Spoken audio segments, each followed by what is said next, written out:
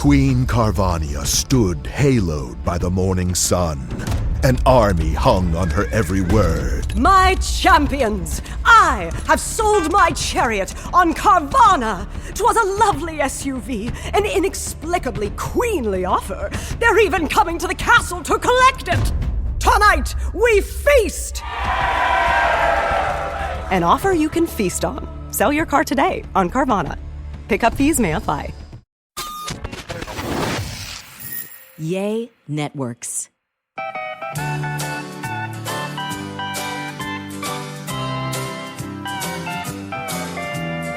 Welcome to a very special episode of A Sandwich and Some Lovin'. I'm Kellie Raspberry Evans, podcast co-host and engineer, audio expert extraordinaire, along with my husband who left me for a motorcycle rally in Sturgis, South Dakota, Alan Evans. A train in the house. You should have said a train in Sturgis, South Dakota. Actually, I'm not in the house. That's right.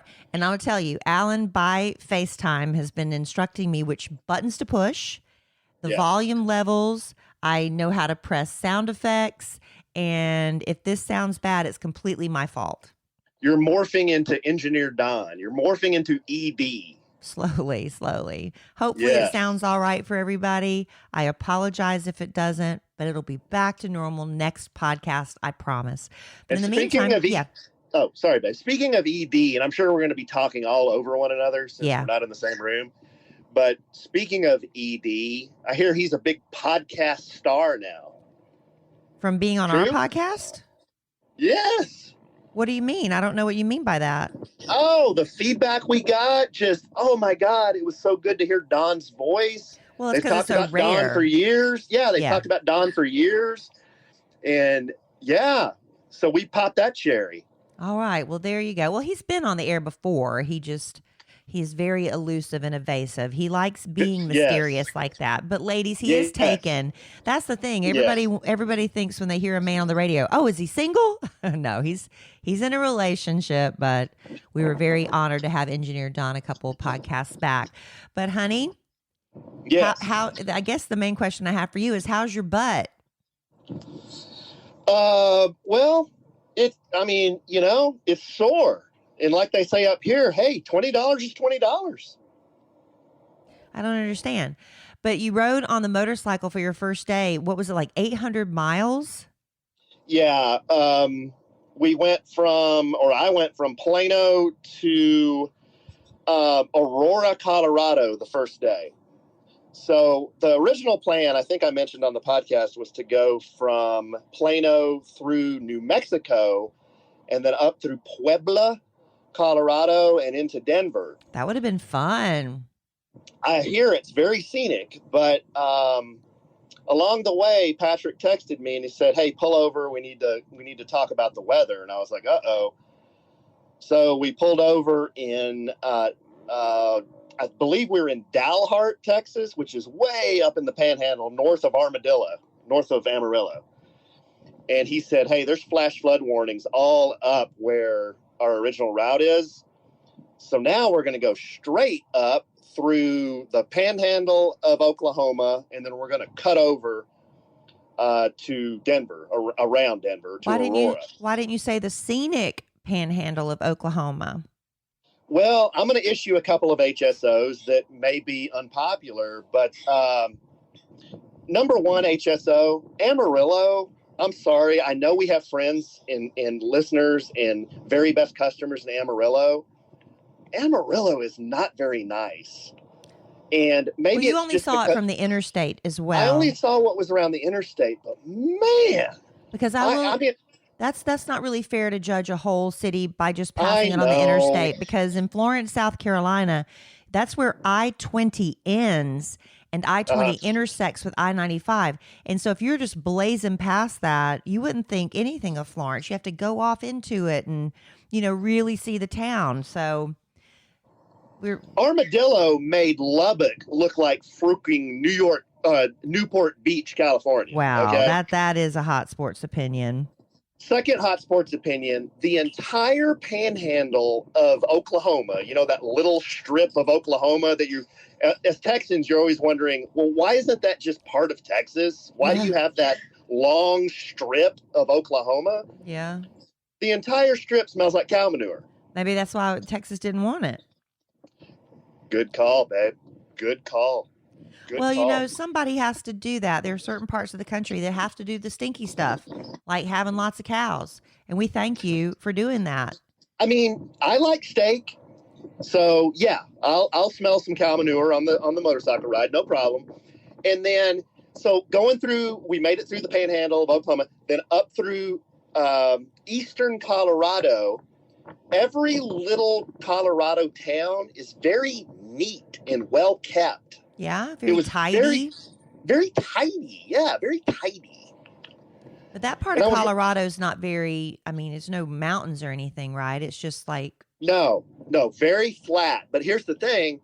As we were going through this very flat part of Colorado, I looked to the west and just the darkest, most ominous looking clouds that were probably 50 to 100 miles away, lightning, and the temperature got down into the low 70s. It was crazy. But we missed it all. I didn't get any of it. Thank goodness. Yeah, and then we cut over to Aurora and finally stopped riding at about 10:30 Mountain Time, which would have been 11:30, our time, Texas, God's country's time. Yeah. So yeah, it was a long day. Rear end was very sore. Right wrist was very sore, and that all sounds very lewd, but that's how I felt. Because you're turning the speed so much, it really wears out your wrist? No, not so much, babe. I think seriously, it's the vibration that makes your joints sore. Oh. So, because it was on cruise most of the time, but there are times where you have to use the throttle, obviously, and the vibration plus that kind of made my wrist sore. So that was day one. Did you see? That was day one. You didn't see a lot of tourist attractions on day one. That was more day two, right? The only tourist attraction, and I think this is going to be a new bit of mine, is the welcome to, and then the state sign. Yeah, I love those. Doing the selfie bit. So I've collected now 4 of them. I've collected South Dakota, Colorado, Wyoming, and Montana. And yeah, so that was the only thing I saw on day one was the welcome to Colorado sign. So day 2, the plan was to leave Colorado, go straight up to Devil's Tower, Wyoming. And I think I mentioned this too on the last podcast. Yeah. So Devil's Tower, if you're unfamiliar, is this gigantic stone structure that just sticks right out of the surrounding landscape. It's straight up. Really wild. Yeah, it sticks straight up, but then it's got a flat top. It's this kind of strange looking mountain, I guess. I don't know what you call it. Is there any explanation for it? Is there like a tour guide there that explains it? Babe, there is. Or a brochure? There is. I picked up literature. A pamphlet? I picked up a pamphlet that I have not read yet. But yes, there is an explanation, but I didn't have time to go into all that kind of stuff. It wasn't aliens? I don't believe so. But this structure was featured in the movie Close Encounters of the Third Kind. Right. Right. And the main, I guess one of the actors, remember Richard Dreyfuss? I do. Are we issuing a may he rest in peace, or is he still with us? You tell me. I think he's still with us. I'm going to bet that. Okay. Well, he was obsessed with this structure in the movie and tried to make a replica of it with mashed potatoes. That's cute. Do you remember that? Honey, I don't know that I have seen that all the way through. I remember, wasn't that da da da da da? I remember that. Yeah. But I don't remember much about that movie. Well, the aliens came to Devil's Tower, but yeah, why? And they took some people back with them, right? I think so. Didn't some people volunteer to go back with them? They wanted to go.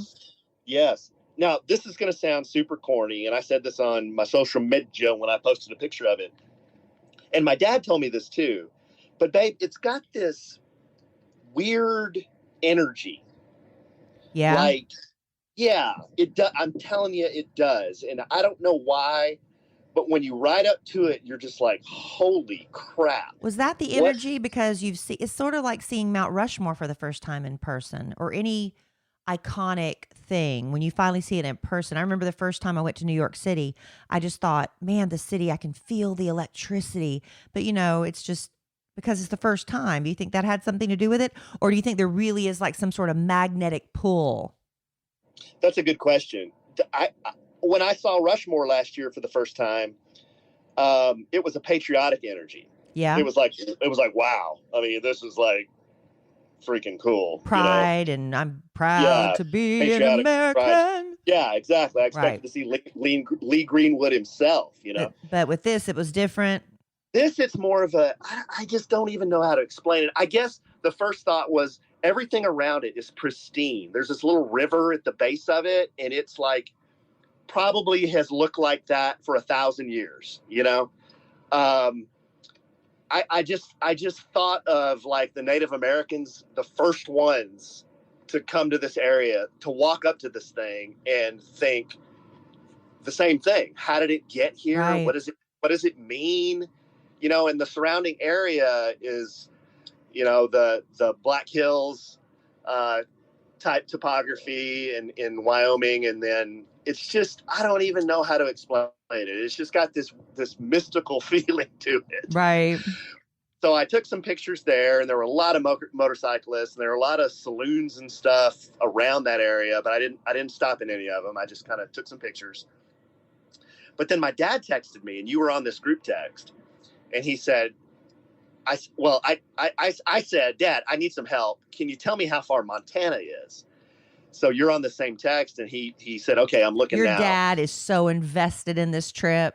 Yes. I just sit back and let him do it because I know how much he loves it. Well, I couldn't get a signal at Devil's Tower. That's another thing. You cannot get a cell signal at Devil's Tower. But I could send texts, and some of them would go through, some of them wouldn't. But I said, Dad, I need some help. Tell me how far Montana is. He said, you're about 40 miles from Montana. So I said, well, I have time, because Patrick and Silva, Mike, they went ahead and went on to Sturgis to drop the Jeep because of the trailer problem we were having with one of the tires. So I was by myself. So I had time to go up to Montana, and then because I was going to meet these guys back in Deadwood after they dropped the Jeep in Sturgis. So I said, heck, I'm going to go to freaking Montana and get a picture of me in front of the Montana sign. There you go. It's worth it.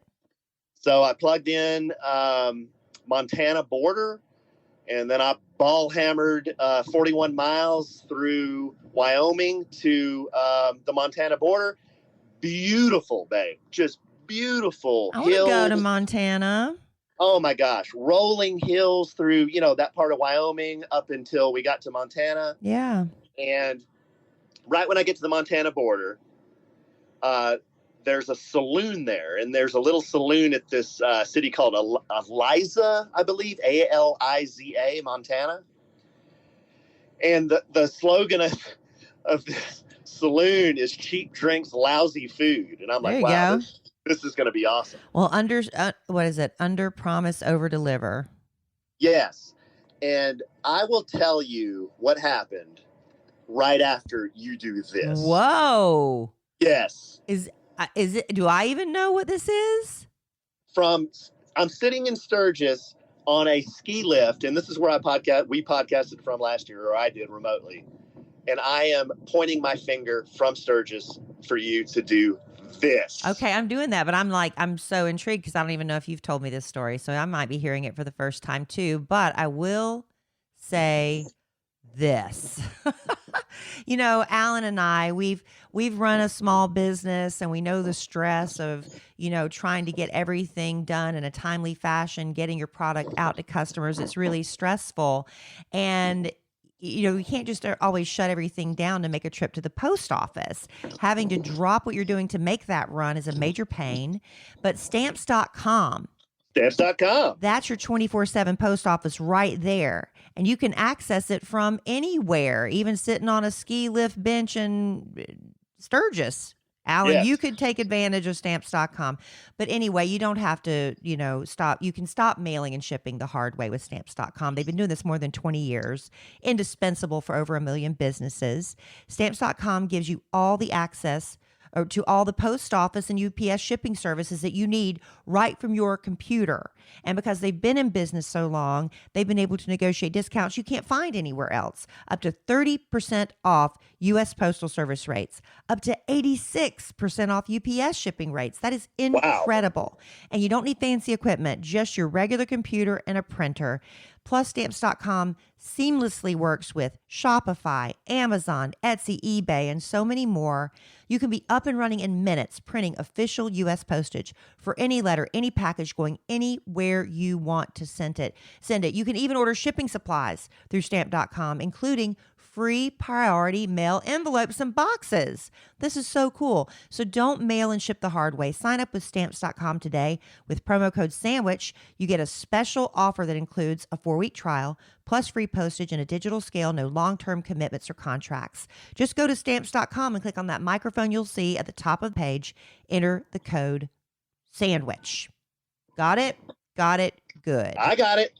All right, you teased me, honey. You're in the saloon called what?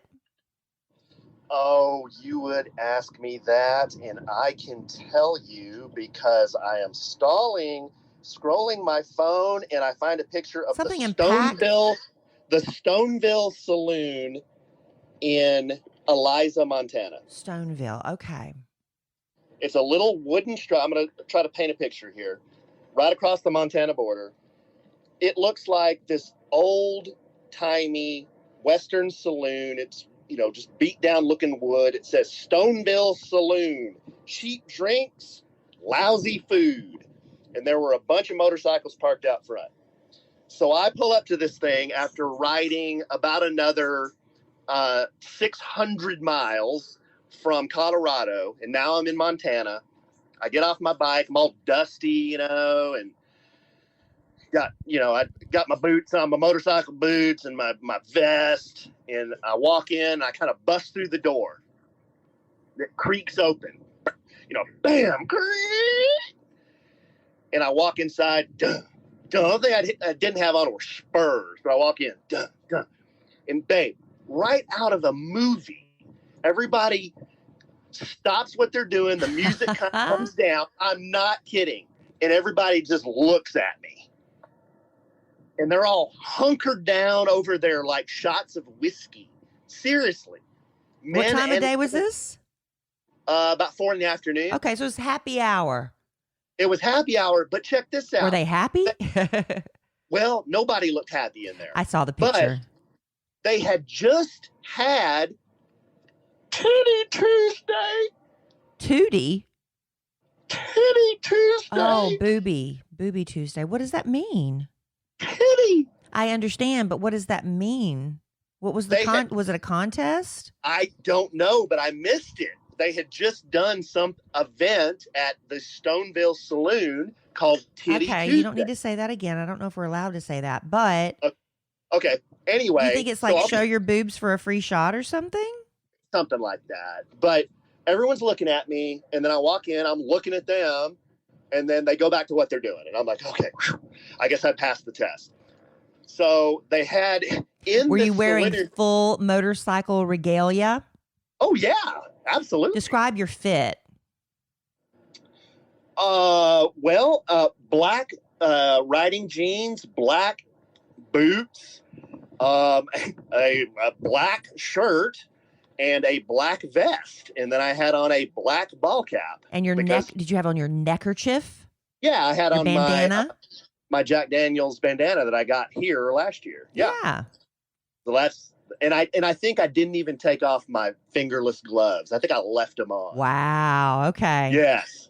So I go strolling into this place, and they're looking at me like, okay, all right, he's one of us. Wow. You that must have been a really special moment. It kind of was. You blended in. I did. So had a couple of drinks there.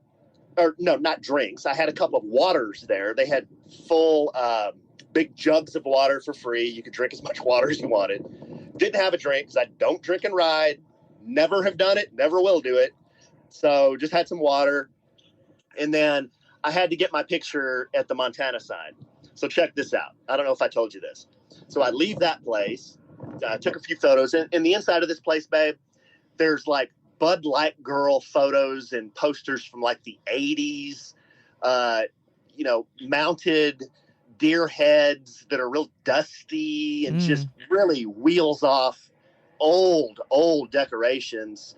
There was a mounted goat head, but it was a goat that had two heads. Oh. Yes. Yeah, really strange, kind of weird vibe to this place. So I leave there, go to the Montana. Big tipper on that water? I was Senor No Tip. Yeah. Alan. Sorry. Why? I thought it was just for public consumption. Everybody just went to the Gatorade jug and put the plastic cup under it and drank water. I didn't. So you didn't go to the bartender and belly up or anything? No. I couldn't belly up to the bar anyway. It was too crowded. Okay. So leave there, go to the Montana sign, and babe, one of the most memorable moments of my life. This sounds weird, but last year, remember, I saw the shooting star when I was in Nebraska, and I was like, oh my gosh, that's my beacon that everything's going to be okay. So I'm ball hammering down this highway looking for the Montana sign, which is about 5 miles away. And I'm like, whoa, what was that? Right on the side of the road was a herd of pronghorn antelope. Now, what's the difference between an antelope and a pronghorn antelope? Is there a difference? They were a herd of pronghorn antelope. I've never heard of pronghorn. A pronghorn is an antelope that lives in wide open country, obviously. Montana, Wyoming. They're relatively rare. They used to be everywhere, but they need wide open country out in the pucker brush to do well. They're pretty good sized, as big as a deer, but they have these kind of funny looking horns, and that's why they're called pronghorns. But I've always heard people can get a license and hunt them, but to hunt them, you have to get about 500 yards away from them because they're so wary that if they see you, they'll take off. I mean, you can only get about 500, 300 yards from them. So you have to, if you're going to hunt them, you have to shoot long range to get one. So it just blew me away because I'm riding down the road and there's a herd of them right there on the side of the road. And it scared me because I was like, whoa, what is that? So I went past them and I looked in my rearview mirror and I'm like, those are freaking pronghorn antelopes. So I turned around, and as soon as I turn around, they're like, no, we don't have time for this guy. Yeah. So they ran off, and I stopped and I'm fumbling for my camera. I'm doing a Robert Ehrman, like messing with my camera, trying to take a picture, and I got a picture of them, but it was running away. Aw, that was still a cool moment. It was a cool moment. So I get to the Montana sign, and there's a biker there already. And I say, hey, do you want me to take your picture? And he goes, no, I just did a selfie. He goes, you want me to take yours? And I was like, yeah, sure. So we walk down to the sign, and he takes a few pictures. And I said, where are you? Here's the thing about me, babe. You know I'm not an over-engager. Never engage. You get frustrated with me when I try to ask the simplest question of an Uber driver. Right. But if you're on two wheels and you're out in the middle of nowhere and I roll up. You're Mr. Personality? I'm Mr. Engage. I wish I could be there to witness it. So I said, hey, man, where are you from? He said, I'm from Mexico. Wow. And I said, no, I meant like, where did you ride from? He said, Mexico. I said, you have got to be kidding me. He said, no, man, I rode here from Mexico. And he said, and I said, well, are you going to Sturgis? And he said, yeah, I'm going to go to Sturgis. I'm going to hang out there for a little while. And he said, then I'm going to go to San Francisco. Then I'm going to go to Seattle. Then I'm going to go back to Oklahoma, where I live. And then I'm going to go back to Mexico, where I visit some family. And I said, dude, I thought I rode a long way. I am not even close. Wow. I said, how's your ass? He said, excuse me? I said, well, panic, yogurt. No, I didn't say that. You should have asked him of any tips because, he rides long distances too. You got to get a better seat. Yeah, well, it was interesting. He was a younger guy. I mean, I could tell he was younger than me, but man, road wary. His clothes were pretty tore up. His bags that he had on his bike were tore up. His bike was tore up. He had long hair that he had braided, in the back. You should have taken a picture of him. I know. I thought about. He was a biker through and through, but couldn't be any nicer. Just one of the really nice guy. We visited for a little while. And he said, "Good luck to you. Be safe." And I said, "You too, man. Maybe I'll see you in Sturgis." And he took off. Well, if you run into him again by any chance, you got to get a photo. Yeah, because I've got this image in my head now, and I want to see if it matches. I didn't even catch his name, but sorry. I know I'm talking a lot. See, you're not good at engaging. You're learning.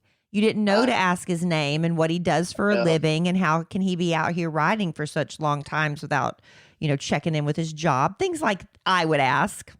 Yeah, I understand. But here's the thing. You don't want to over-engage with the biker. I mean, he's got places to go. He's got places he's got to be. As did you. So from there, I went to Deadwood. I hooked up with Mike and, can you hear that wind? I hope it's okay. It's a little bit, but it's fine. So I hooked up with Mike and Patrick at the hotel. We were at a really nice hotel in Deadwood. And we played some casino games, had a few cocktails. Did you win? I lost 100. Well, that's my limit too. Yeah. So that sucked. And then this morning we packed up and we came to Sturgis. We worked at the booth all day at the Jack Daniels tent, sold a bunch of tickets for the Jeep we're auctioning off or raffling off. And then about 5 o'clock, I had to go pick up Bad Influence Jeff at the Rapid City Airport. So I drove, I did not take the motorcycle and sit tandem with Jeff. I took Patrick's truck and then brought Jeff back. We came up to the cabin where I am right now. And I came down to the ski lift to do the podcast. And the guy said, "Did you do the podcast yet?" And I said, "No, I'm about to do it." And they said, "Later, homie. Peace out." The 3 of those a-holes are down there drinking already. And I'm up here. Well, I am so sorry. I'm cramping your style. Hey, here's the thing. I don't gyp the listener. Oh, you're so sweet. Or me, your wife. Hey, That's right. I offered to do it by myself. I could just sit here and run my mouth for a good 30, 45 minutes. And I'd be like like I've done. Yeah, I could do that. But anyway. Okay, can I do one more thing? And then I know you have some stuff you want to talk about Emma Kelly's first day. Sure. I just very quickly, last year, I did some of the T-shirts. Yes. That I saw here in Sturgis. Some of them are you can't even. I mean, honestly, I can't believe some of these T-shirts are legal to wear. Yeah, the first one I saw, and I need your input on this. It was confusing to me, but one of the first ones I saw was, "I feel like I got a good one coming on." Yeah, I didn't get that one. I feel like I got a good one coming on. What does that mean? What does that mean? I don't know. I feel like it should be dirty, but maybe it's not. Yeah, like I got a good one coming on. I feel like I got a good day coming on. I got a good ride coming on. I mean, it's got to be motorcycle related. I don't know if they mean it to be dirty and subtle. It was very subtle. So subtle I didn't get it. But I did see you posted that one. Yeah. Yeah. Okay. So, big player here, but we saw this last year, so no new news, but ducks given and then a big zero. Yeah. Yeah. That's a big player there. That's a big, big player. Another one I saw, killing my liver on the river. Yeah. I'm not sure what river he was referring to, but he prefers to drink, and that's okay. On the river, not on the bike. That's okay. As long as you're not riding, yes. And then another one I saw a couple, and her tank top on the back said, "My old man is ugly." Oh, that's not nice. So I'm assuming she was talking about her husband. I wouldn't wear that. And well, thank you, babe. Thank you. And then a few of the patches that I saw, and you tell me if you think these are lewd. Well, you know if they're lewd or not, honey. I just found out that my lifestyle is illegal in 13 states. I'd love to know what that is. Zombies eat brains. You're safe. That's funny.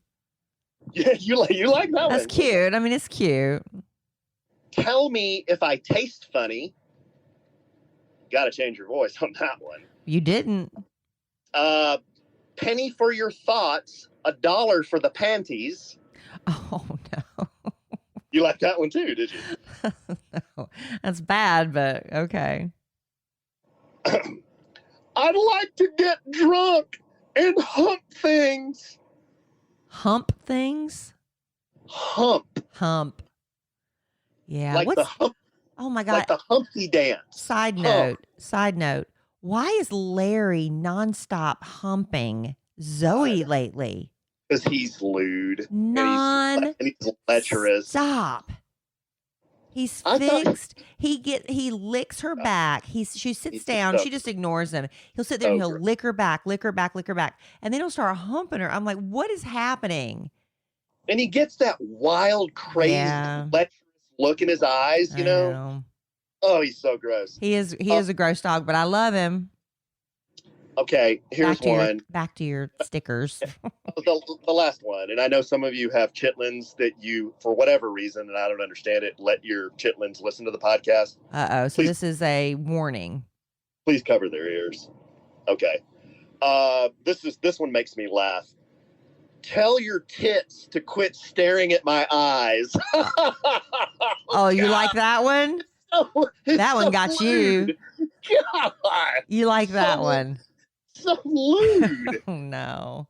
Jeez. All right. Well, I'm glad you're having fun.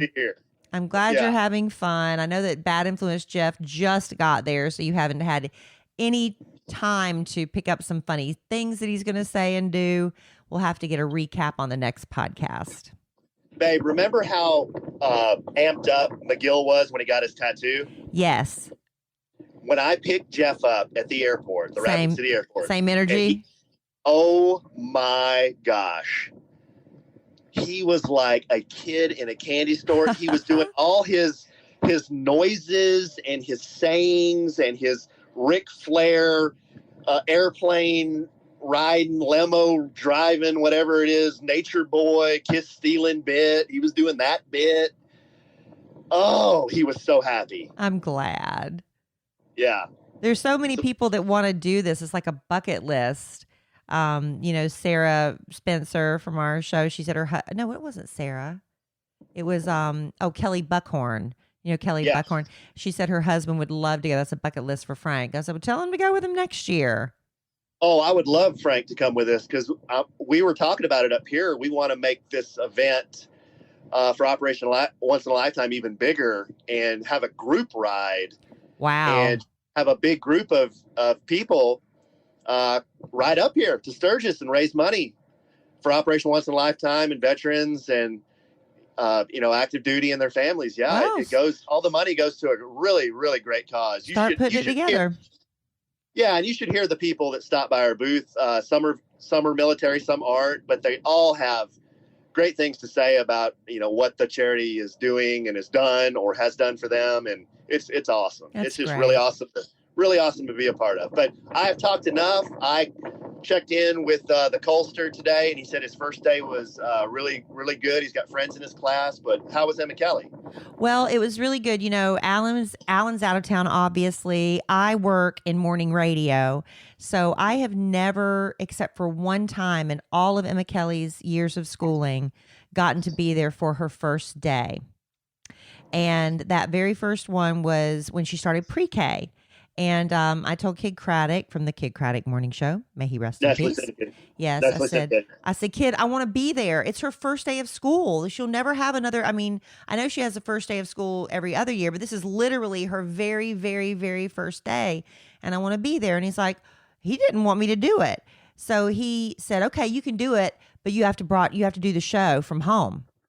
So I wanted you to make it a bit. So he sent Rob Chickering, who is pre-Don, the engineer. This was Rob Chickering. Wow. Yeah. So Rob Chickering came to my house because, we go live at 6 a.m. He came over super, super early to get everything set up, microphones and equipment. I mean, this was 15 years ago. Oh, no, not 15. Emma Kelly was 3, so it was like 12, a dozen years ago. This is 1946. Yeah, so the technology wasn't as great as it is now. But anyway, so he comes over, and so I'm sitting there at the bar in my kitchen while Nanny Laura is getting Emma Kelly up. Nanny Laura is getting Emma Kelly's hair and dress, everything. So I'm missing out on the whole getting her ready for school because I'm doing the show. So anyway, when it gets time for us to leave to go to drive her to school, I said, okay, I'm going to go now. He's like, nuh-uh, you're going to keep doing the show. We want to go through the whole process of taking her to school. I was so mad. So I get in the car with the microphone in my lap. I'm driving. Rob Chickering, the engineer's in the passenger seat. Emma Kelly's in the car seat in the back with Nanny Laura. Her dad, Freddie, is going to meet us there. The whole drive to the school, which is about 10 or 15 minutes, I'm sitting there listening to the radio. Kid never came to me. Never came to me. I'm sitting there driving and I'm listening to him talking about all this other crap, nothing about first day of school. So I get to school, I'm getting out of the car, and I'm telling the producer, I was like, okay, I'm going to go take her into school now. Oh, no. You have to walk her into school with the microphone. I said, I haven't gotten permission from the school to do this. This is all just like, I had no idea I was going to be in this position. So I've got these big hand headphones on, a battery pack in my waist, carrying a microphone, walking my little daughter with her oversized backpack, looking at me like, what is going on? Freddie, her dad, not real pleased with the situation. This is supposed to be a special moment, It was horrible. And the principal was so nice about it. I was like, I am so sorry. I'm so sorry. She's like, don't worry about it. Just don't say. They didn't want me to say the school's name or location on the radio because you just don't know. Right. But anyway, kid taught me a lesson. Kid taught me a lesson to never ask off for the first day of school again, and I haven't. So here's the thing, though. I think I romanticized about what first day of school is because on that rare occasion, maybe once or twice a year, Emma Kelly will have school when I'm off of work. And I get to wake up, and she gets excited because I never get to take her to school, But it's not this real romantic sitcom experience that you see. It's just like she comes downstairs. I'm like, you have you have what you need for school? Yeah. Okay, let's go. I mean, it's like, it's nothing really that special about it. So I would say that my experience taking Emma Kelly to school, and I've done it for several years now, I wouldn't use romantic in any way to describe that process. It's fine. I don't mind. Yeah. I enjoy it because it's like one of the few things Emma Kelly and I regularly do is like drive to school together. Yeah. So I romanticize it in my head, but you know what now, Alan, she's going to have to start driving you. Yeah. To get practice because she is not practicing her driving. But anyway, I didn't get to take Emma Kelly to school today. Alan's out of town. Freddie, her dad, usually pinch hits, but he's out of town as well. So our friend Candy, one of Emma Kelly's friends, Ava, her mom Candy, was gracious enough to pick her up and grab a few first day of school photos for me. So it all went well. But Emma Kelly had a really great day. I'll tell you about that in just a second. But lately I have been listening to a lot of podcasting on the Real Housewives. We're in that perfect storm where you've got Real Housewives of Beverly Hills and Real Housewives of Atlanta on at the same time. So I love listening to the Everything Iconic podcast with Danny Pellegrino because he gets that out of my system because Alan won't let me talk about Real Housewives here on A Sandwich and Some Lovin'. But it's been great. And Not one true. reason we don't talk housewives because you don't even know, Alan. But like I'm telling you, I'm listening to my podcast, and what makes it even a better and more enjoyable experience for me is I listen when I'm walking using my Raycon wireless earbuds. Raycon's everyday earbuds look, feel, and sound better than ever. They've got these optimized gel tips, so they fit in ear perfectly. These earbuds are so comfortable and they will not budge. You might even break out into a little trot and they don't bounce out of your ears. That's the worst. Raycons give you 8 hours of playtime, a 32-hour battery life, and they're priced just right. You get quality audio at half the price of other premium audio brands. It's no wonder Raycon's everyday earbuds have over 50,000 five-star reviews. I love them. I love the noise isolation feature so you can block out the noise, but I also really appreciate the awareness noise because when you are walking, you need to be aware that there might be a car coming up behind you or somebody else. You need to be aware of that. I love that Raycon has that feature and also these earbud tap functions. So if I'm going along and somebody calls me, I just tap, tap, and I'm on the phone immediately. These are perfect. I love them. They make great gifts. Go to buyraycon.com/sandwich today to get 15% off your Raycon order. That's buyraycon.com/sandwich to score 15% off. BUYRAYCON, buyraycon.com/sandwich. All right. So Emma Kellie. So first thing she does, well, she's trying out for track, Alan. Yeah. She's trying out for track. Now I've been trying to get Emma Kellie to walk with me. I'm like, you need to start. I mean, you can build up some stamina just by walking. No, I don't want to. No, I don't want to. My daughter doesn't really get very physical. I am very hopeful that she makes the track team. But if she does not, that means she's going to be taking PE. And apparently taking PE is a fate akin to death in the 10th grade. That's what I'm gathering. So she's really hopeful that she's going to make the track team. So that's where I pick her up now, Alan. So when I used to do carpool, I'm picking her up from the track. And so today when I was there were about 100 kids out there and the coach was out there holding court. And so when she got in the car, immediately she's like, I'm not eating fast food anymore. I'm not eating fried food. I'm not drinking any more sugary soft drinks or anything like that or juices. I'm just drinking water. Wow. And I need healthy snacks. So she is like all bought because the coach, sold them on the. So no more Chick-fil-A. No, she did. No more fried food. Now, no more Burger King. I don't know if you picked up on this. She has given up red meat. Did you know that? She doesn't. I heard you say that the other day. Yeah. Yeah. She just eats chicken and fish now. Those are her proteins of choices. She's almost a pescatarian. Practically, but she still eats poultry. But she just gave up the red meat. So anyway, and she's like asking me, is pepperoni, is that beef? What is pepperoni? She wants to make sure she's not straying from her mission. So anyway, because she's trying out for track, Mommy dropped the ball. I didn't see the email or something or the message where I was supposed to get her a physical. She has to have a physical. And so I went up to one of these Doc in the Box places because good luck trying to get in with her pediatrician right now. Every time I call, it's like I can't get in. So I'm just going to go to the Doc in the Box, which is fine. So the doctor comes in and it's really interesting. He makes her like, have you had a physical for school sports? I guess you had to, Alan, right, for golf?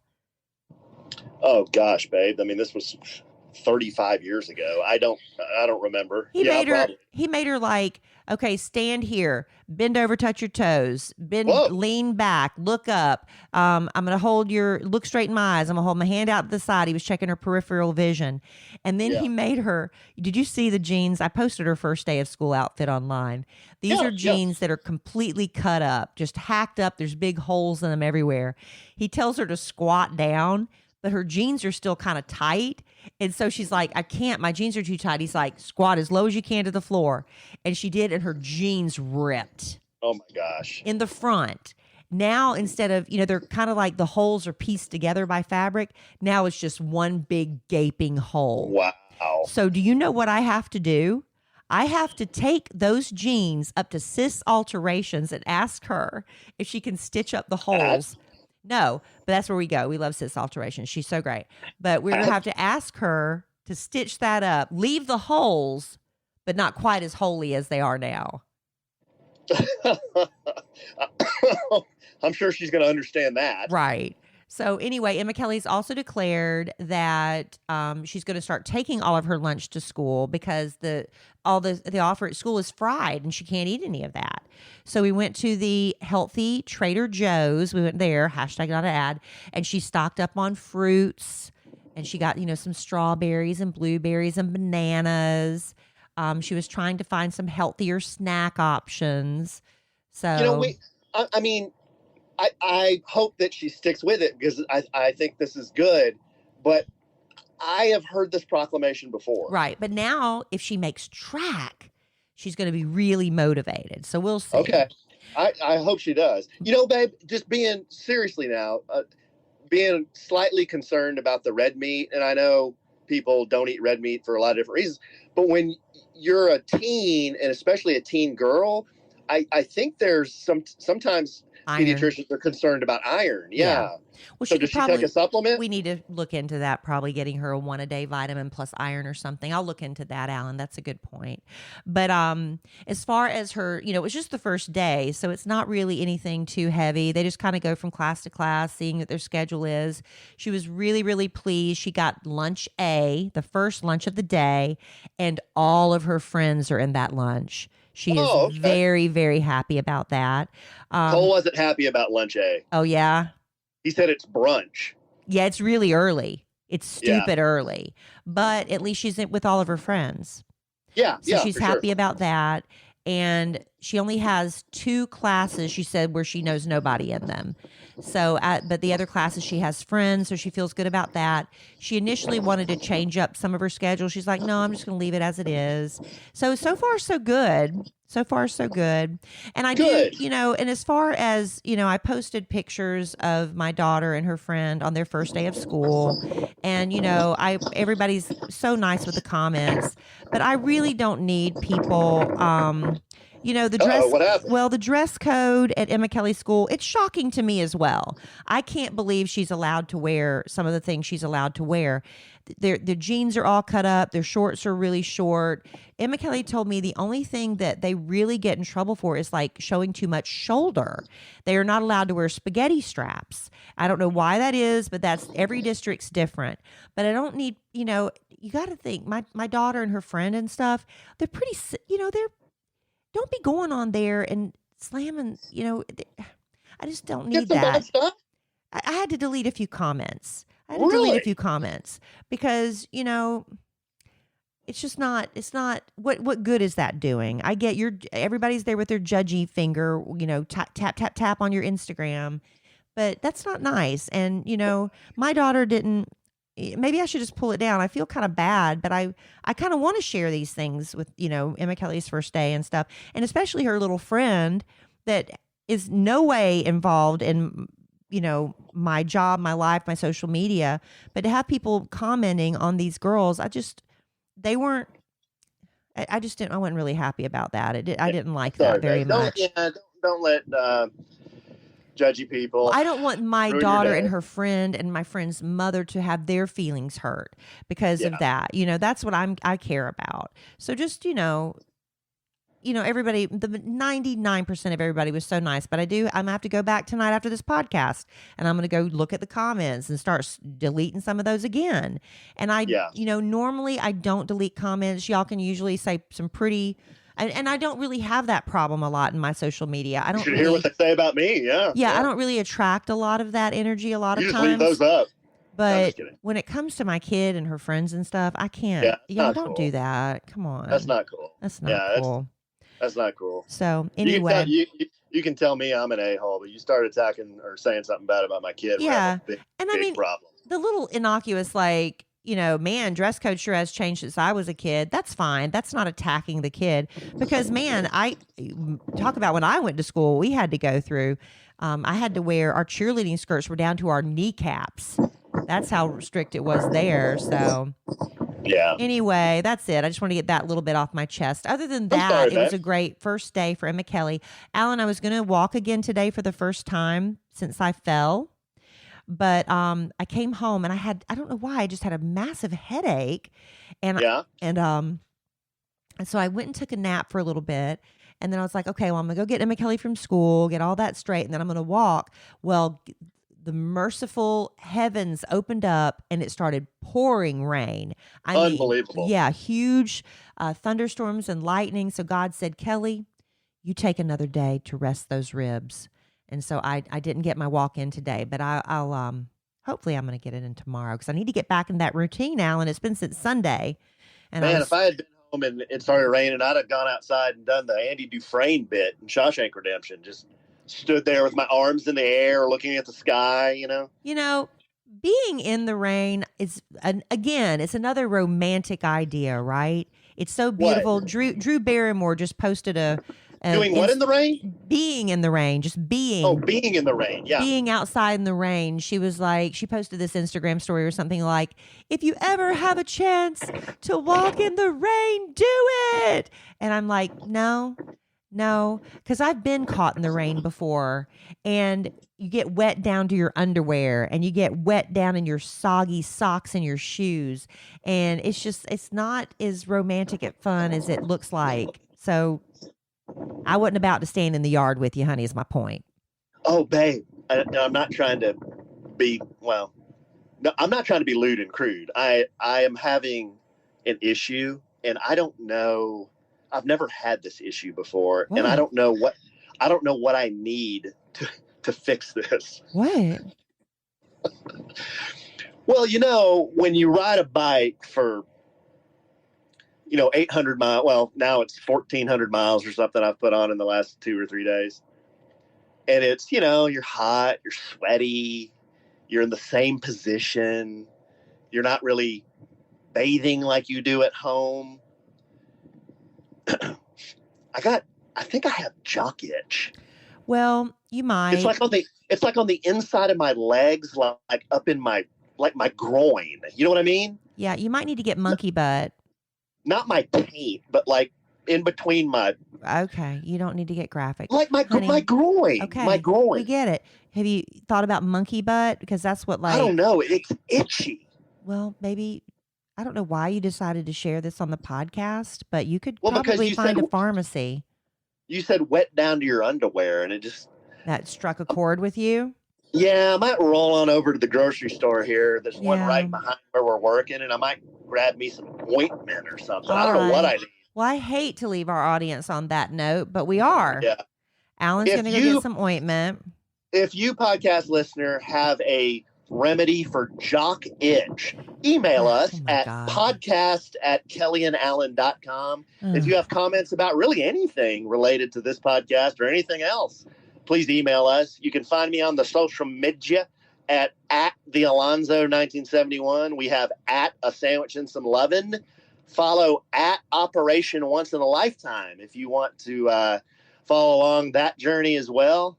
They're doing some great things. Anything you wanted to say, babe? Well, I'm going to go drink. I'm at Kellie Raspberry on Instagram, at Kellie Raspberry Evans on Facebook, and Alan's going to go get hopefully some relief. And I am going to hopefully see Alan. Here's another little peek behind the kimono. Alan is the one who always uploads the podcast to the producers, who then upload it to wherever you listen to the podcast. Yes. So now Alan's going to try to talk me through this after we sign off. Here's what Alan's going to do, because that whole process is going to take 30 minutes.